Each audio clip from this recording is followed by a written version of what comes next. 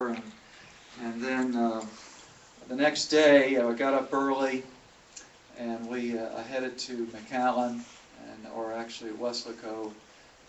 But you'll see there, we journeyed not only to McAllen and Mission, but on up to Laredo, and then to Del Rio, and on over to Marathon, just north of the Big Bend National Park. And then we stayed in Lajitas, and then finished our trip on the border in Presidio. And by the way, you can stop me. I'd welcome questions, but I am going to give plenty of opportunity, I trust, at the end to hear your concerns and answer the questions that I can. And but the first one is to give a report of what we saw and what we learned. But if you have something about this present slide, feel free to stop me and ask. But I'm going to just move through this. Really covered this. We started on Monday, and we went down to South Padre, got there late. The next morning, I left my family on the beach about 6:30 or so, and then we traveled over to the Department of Public Safety's headquarters in Weslaco, and they gave us a tour by helicopter and in a boat on the river. And then we were briefed by the Customs and Border Protection Agency in Weslaco as well, and had that tour on Los Fresnos.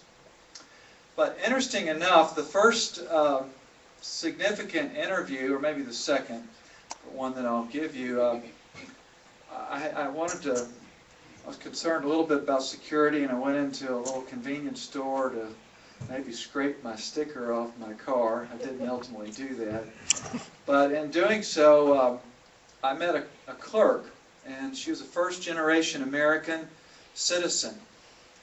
And I just tried to interview her right there as I was checking out, and she was more than willing. And to summarize what she said, she says, "Stop the freebies and help us out, sir." That's how she closed it, the interview.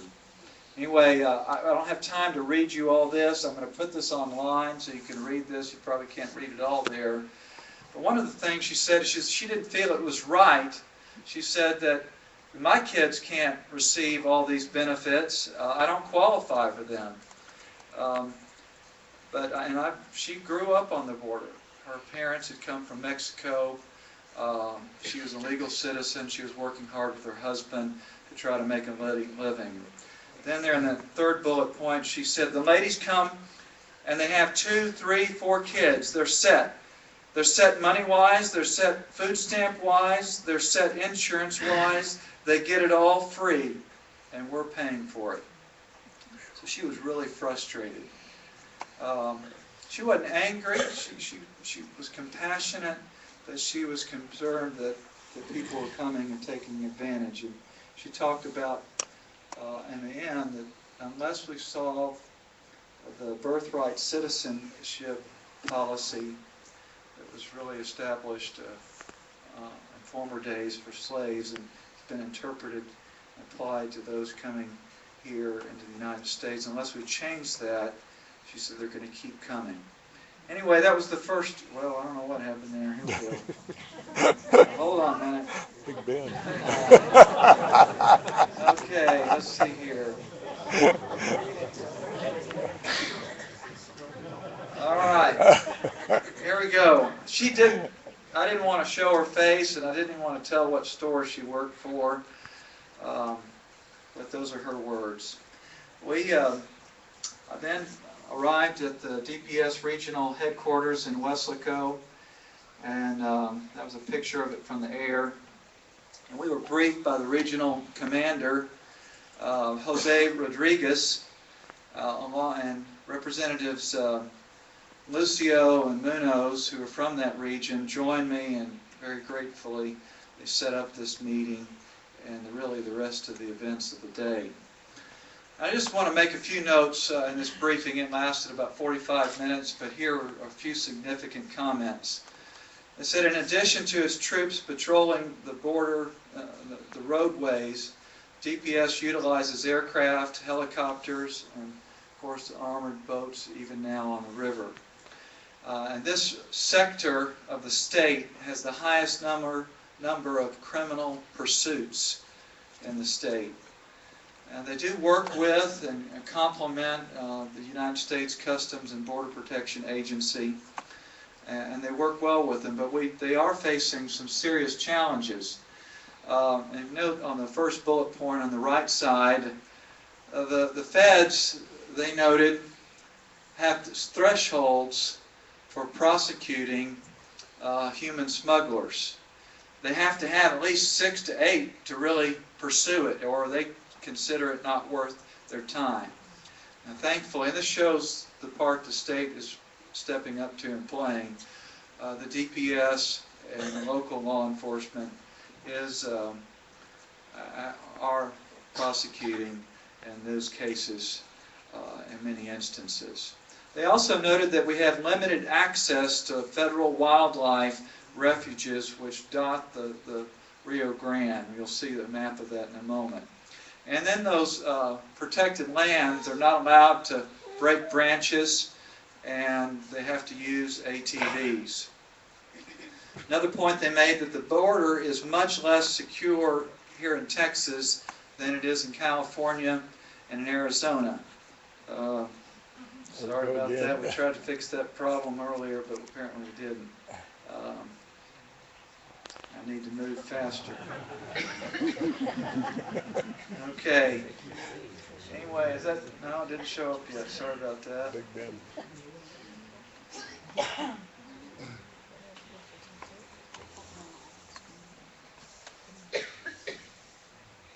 Okay, we're having technical difficulties here.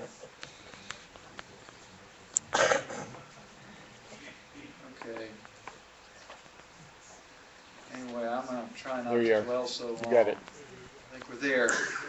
Okay, anyway, the sum of this is that Texas, per border mile, is receiving about half the resources as California and Arizona. So that's one of the problems that we're facing.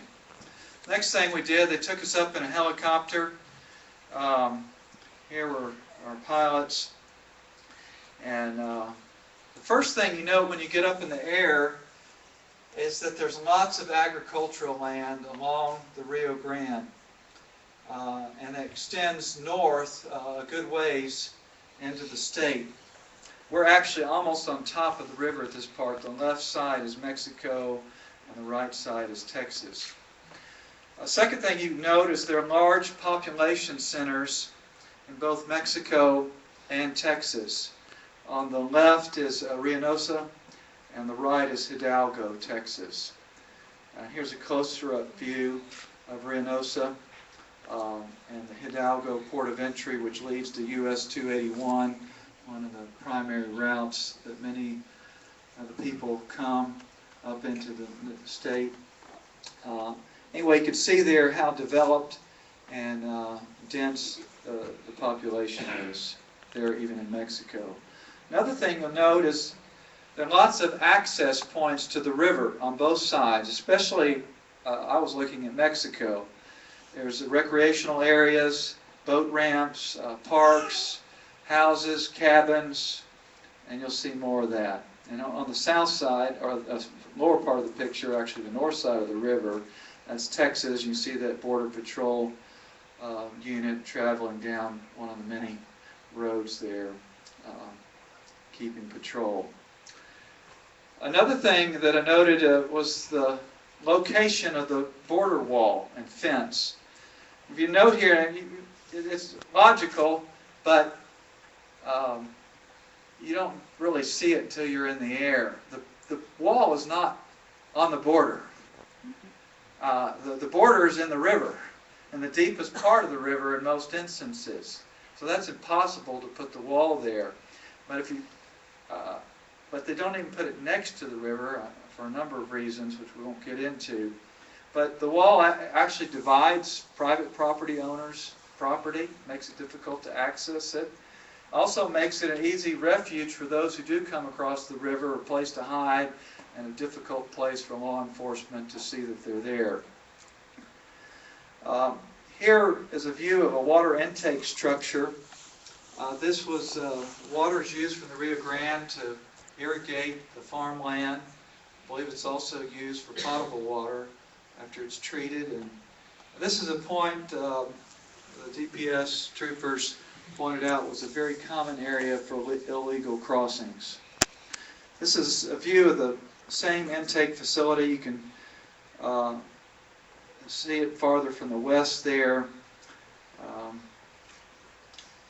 Another thing you'll note, though, is there are large peninsulas, so to speak, that reach into Mexico and into Texas, because the river is full of bends and curves. It's an old river, and it's not as simple as our maps would make it, traveling just from the southeast to the north, or from the northwest to the southeast. And this picture, you'll note that, you know, where's the United States and where's Mexico? It's difficult to tell. The immediate foreground in the lower left corner, that's the United States or Texas. The other side, where it has a little bit of green and it's cultivated land, that's Mexico.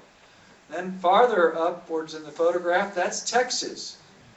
And then farther in the background there, that's Mexico again, as the river winds its way back and forth. This shows the complexity of what we're dealing with in securing the border. Here's another picture of the wall. The wall, there's about 56 miles of it, but it's non-contiguous.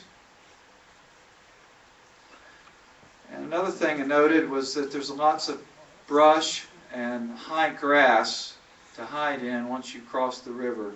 You can see the Border Patrol agents patrolling those roads.